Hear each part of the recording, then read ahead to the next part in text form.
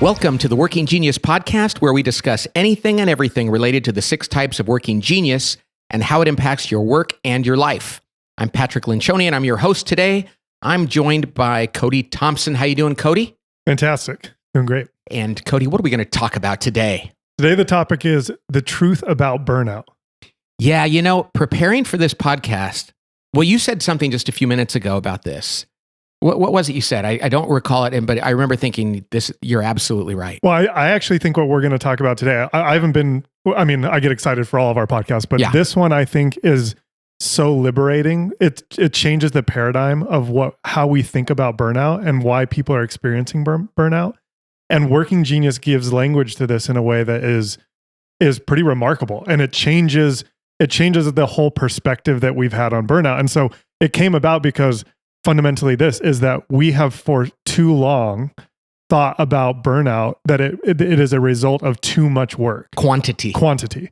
And after months and months of experiencing Working Genius and telling people about it, I think that we believe that the real cause of burnout for people is not working in your Working Genius. In fact, being forced to work more in your working frustration. And it fits perfectly into what we've been talking about, that your Working Genius is about the thing that gives you joy and energy. Right. And you know, when I think about this, Cody, this is why we started this business. I mean, this is at the core of why we exist as a firm. And that is to help people find dignity and fulfillment in their work, and for organizations to be healthier and more productive. And sometimes you stumble upon a topic and you think, this might be one of the most important conversations we've ever had. Yeah. Because the fact is, burnout, which implies a whole bunch of different things, might not be what we thought it was. Yeah, it's revolutionary, I think is what we were talking about. Like, this is a revolutionary new way to look at this. And it seems true that if we can change our perspective about why people are burning out, then so many people who are miserable in their jobs or have to take sabbaticals for whatever reason will have a new way of going, oh, I understand this. I can prevent this. In fact, not only can I prevent burnout, you can live into that fulfilling side of work that you were created to do. Right. So let's unpack this a little bit. It's not about the volume of work. Now, anybody could have too much work to do. I mean, the volume, you could be doing your favorite thing. And if you're, I remember in the movie Amadeus, like Salieri actually tries to kill Mozart by paying him to finish a requiem mass, to write an opera or a piece. And it's just too much for him. Mm-hmm. And so anybody can have too much work to do, even what they love. But that's usually not the problem. Usually when we say somebody's burning out, we tell them, oh, go home, take a break. Yep. What we really need to do is, it's like if your car is out of gas, pulling it over to the side of the road isn't what it needs. It needs to go to a gas station and be filled up. Yep. And what we need when we're burning out is to spend more time doing something we love. And I remember here at the office, I'd be in burnout a little bit, and people go, why don't you just leave early today and go home? And I'd be like, because if I go home, I'm going to have to do more tenacity and galvanizing. Yeah. Please just let me play. Yep. And sometimes at work too, people would say, you're really busy, and they'd take things off my plate. But some of the things they were taking off the plate were actually the things I loved. And they thought they were making my life better by just making my workload less. Right. Because we still had that perspective of, oh, more work means that it'll drain you versus the right type of work. And so when you say, I didn't want to go home, you're an inventor discerner. The thing that fills you up is brainstorming and strategizing and all of that. And we thought we were preventing, or we were protecting you by saying like, well, let's not put more on his plate. When in reality, what we should have done is put all the right things on your plate, and it would have refueled you. Right. And when I said I didn't want to go home, it wasn't because my kids were probably at school. Maybe there was nobody there.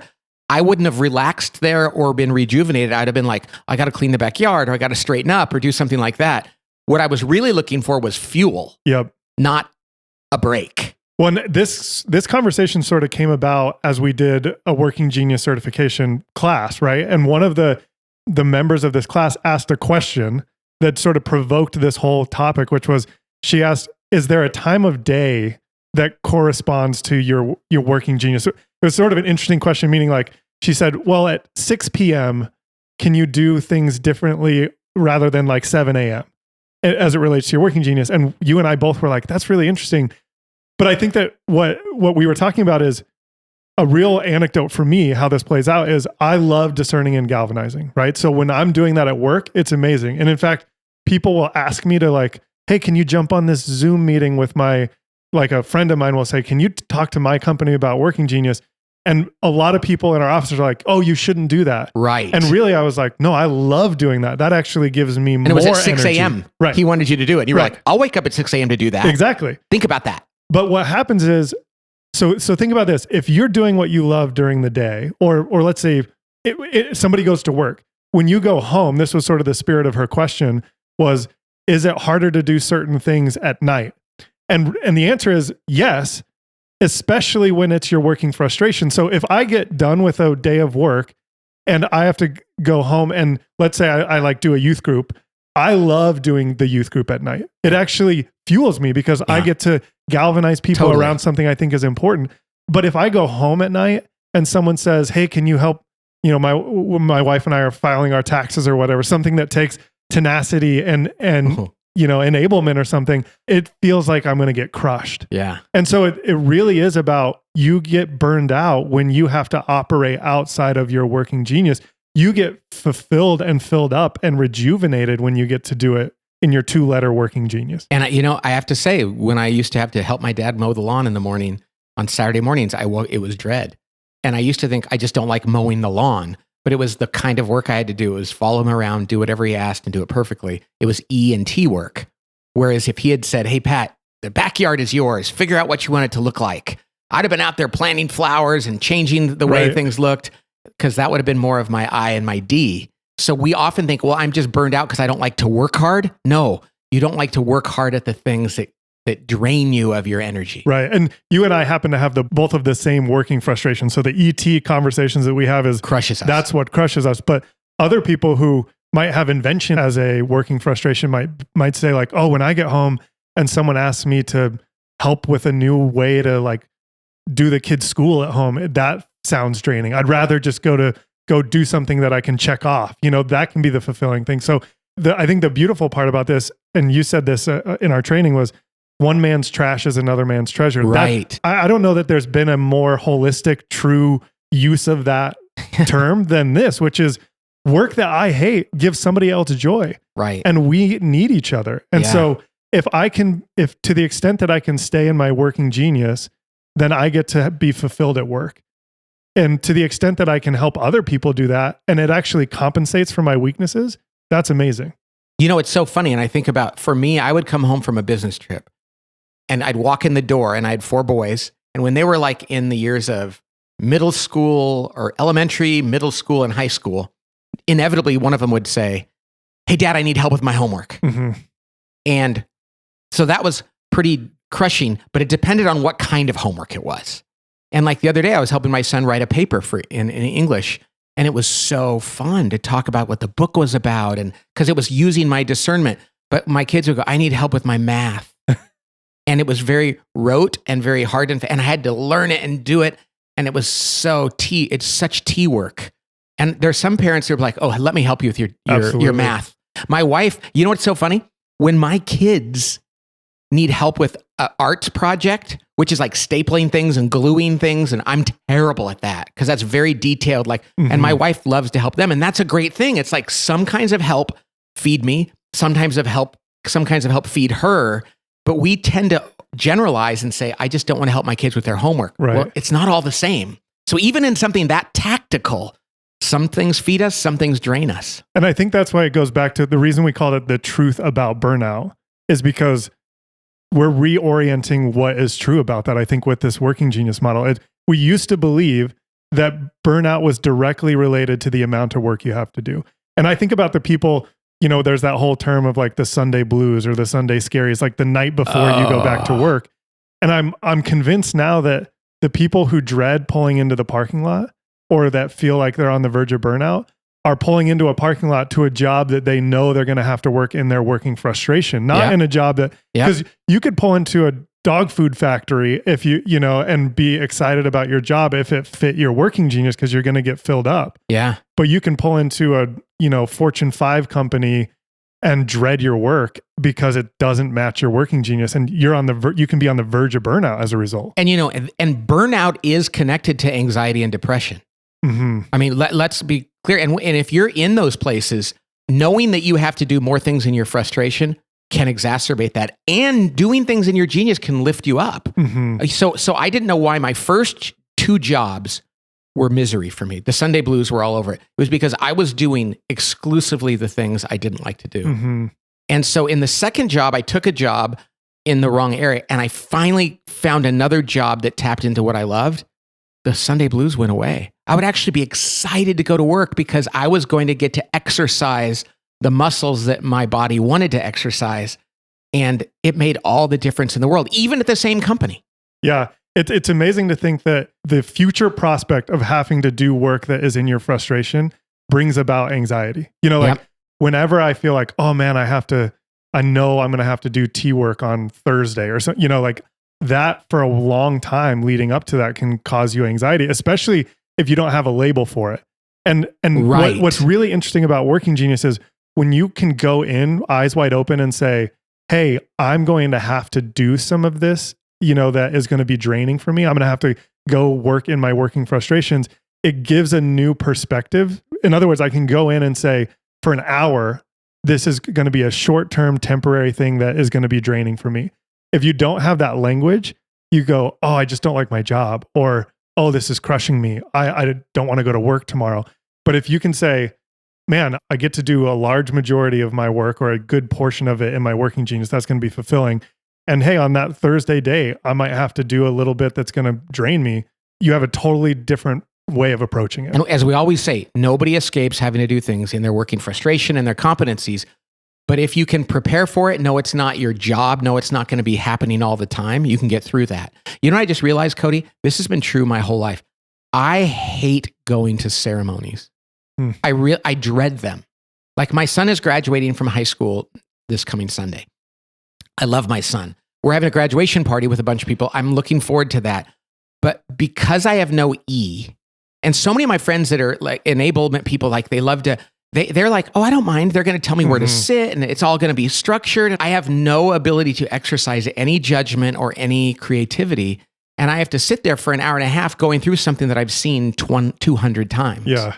I love when my friends get married. I love going to the reception. The weddings, I find to be so difficult to sit through because I want it to be special and I want it to be different and I want to participate. And you're constantly analyzing and going, we could have made this better or different. Exactly. Yeah. And so, and the point is we have to do ceremonies and I have to go to those, but now I understand why it actually drains me to go to a ceremony where there's no ability to exercise those things. And other people will say, oh, I love going to weddings. And it's because they actually like the structure and the pomp and circumstance and the kind of rote but special traditions and all that stuff. And I think that this just gives you so many different perspectives. I think there's a huge word that I think all of this impacts too, Cody. I'm going to switch subjects, and that's the word retirement. And I think like people that are burned out in their job for 40 years because they were doing the wrong kind of work, not because they worked too hard. There's people that worked 9 to 5 for 45 years and they feel burned out. Yep. There's other people that worked 8 to 8 for 45 years and they're not burned out at all. And they don't want to retire because they love what they do. And so then you take somebody who's been doing the wrong kind of work and then they retire and they watch TV and they don't get rejuvenated.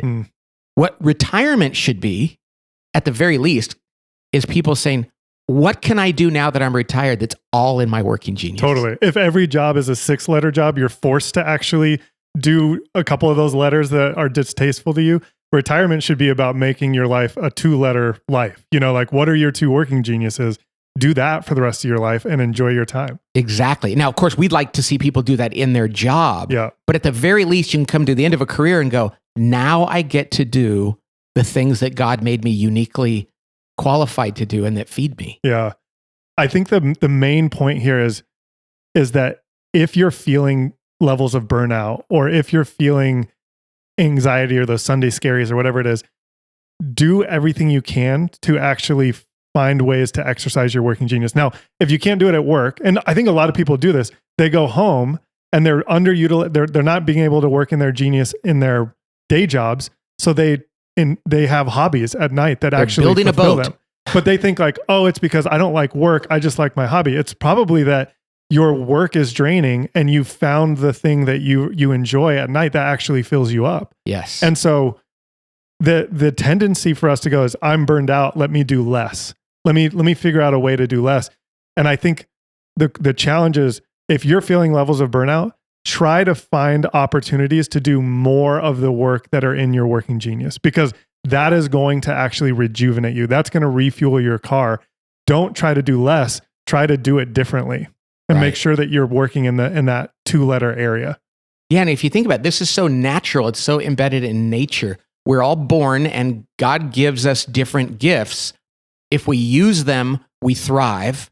If we don't use them, we wither. Mm-hmm. And that means that we should stop doing the things that we don't like to do, but just as importantly, we need to exercise the areas we do. I can do a lot more of what I don't like to do if I get to do what I do like to do. Exactly. So right, it's not volume, it's not quantity. And this can be a real game changer for a lot of people. Yeah, it's not about doing less. It's about doing more of the right things. Yeah. So we hope that's helpful to people. Even where I am in my career, even I have a job I like, there's certain things that I don't have to do that I do that don't feed me. And I can find people who love to do those and take things off their plate. And it's a win-win for everybody. Absolutely. And it's an ability to avoid burnout, which has a lot of negative consequences. Yeah. So this could even be a if this podcast helps one person from getting all the way to burnout, I feel like that's a huge success. Yeah. And if it is, let us know. We'd love to hear from that. We'd love to share stories. Hey, Cody, what do we have for a commercial today? You put me on the spot. I was just going to say fishing because I just got back from fishing, but that's not a real commercial. That's okay. I mean, I fished as a kid and I haven't fished since then. And one of the things I recognize is that this summer I'm going to re-engage in fishing.